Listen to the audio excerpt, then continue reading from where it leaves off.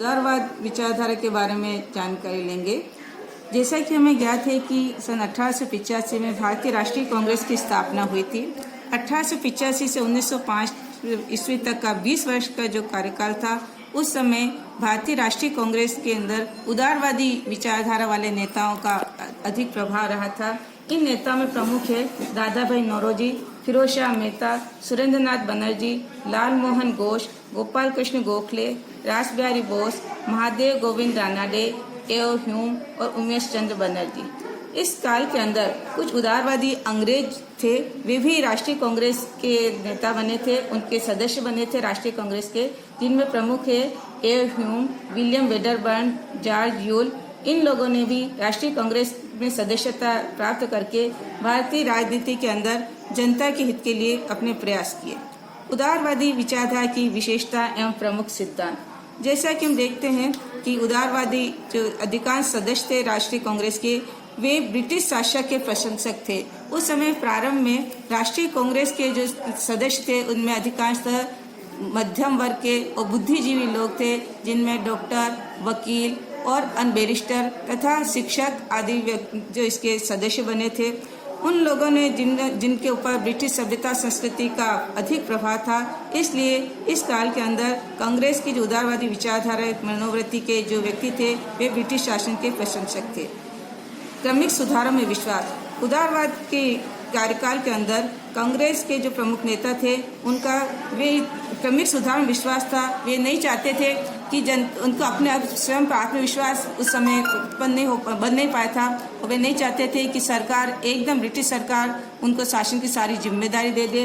इसलिए वे चाहते थे कि भारत के अंदर क्रमिक सुधार किए जाए और धीरे धीरे भारतीयों को प्रशासन के अंदर भागीदारी प्रदान की जाए, जिससे उन्हें स्वशासन सीखने का अवसर प्राप्त हो।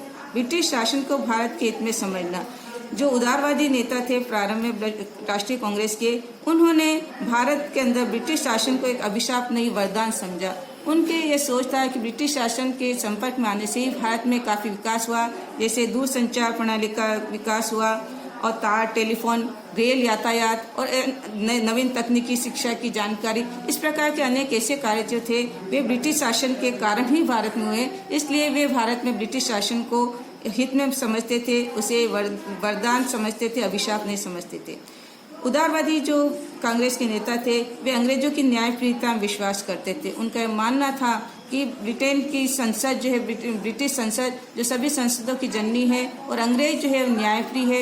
यदि हम उन्हें यह समझा पाए हमारी क्या आवश्यकता है और हम हमारे जो है जो कठिनाई उससे प्रति यदि हम उन्हें आश्वस्त करेंगे, तो निश्चित ही सरकार, जो ब्रिटिश सरकार, वे न्यायप्रिय है और हमारी मांगों के ऊपर जो है वो ध्यान देंगे और उसके लिए सकारात्मक कार्य करेंगे।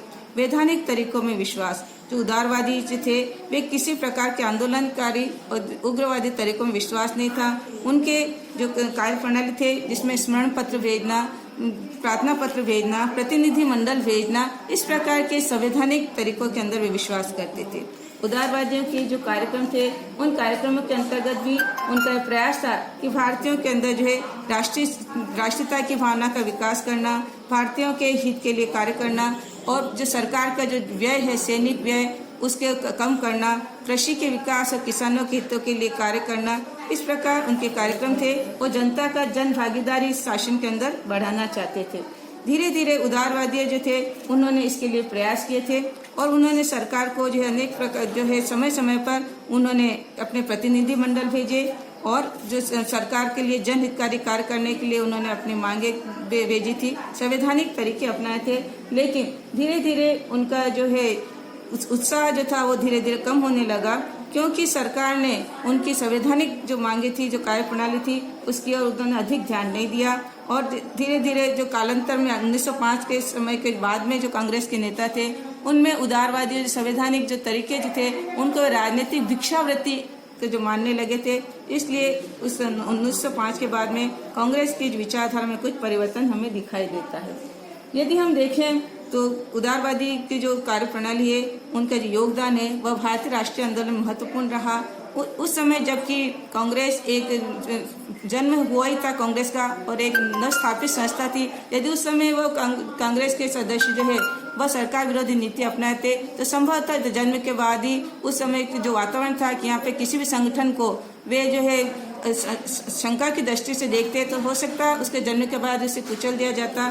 इसलिए उन्होंने धीरे धीरे अपने जो राष्ट्रीयता की भावना का विकास किया और अपने संवैधानिक आंदोलन से जन साधारण को जोड़ा और जनता के अंदर जो है राजनीतिक अधिकार के प्रति चेतना जागृत की, और उन्हीं के प्रयासों के परिणाम स्वरूप एक ऐसी महत्वपूर्ण ठोस धरातल राष्ट्रीय आंदोलन को मिला जिससे आगे चल करके भारतीय राष्ट्रीय आंदोलन को सफलता प्राप्त हुई। धन्यवाद।